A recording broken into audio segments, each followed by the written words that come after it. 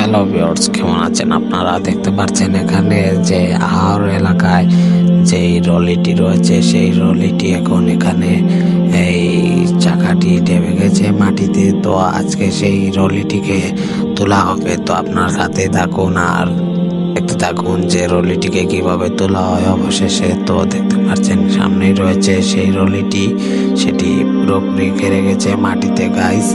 তো আজকে আমরা এই রলিটিকে তোলা দেখব। তো দেখতে পাচ্ছেন আশেপাশে সেই রলিটি রয়েছে। তো দেখুন এই দিকটা রাস্তা। তো অনেকটা চেষ্টা করার পরও দেখছিলাম গাইস যে এই রলিটিকে তারা তুলতে পারছিল না। তো দেখতে থাকুন গাইস।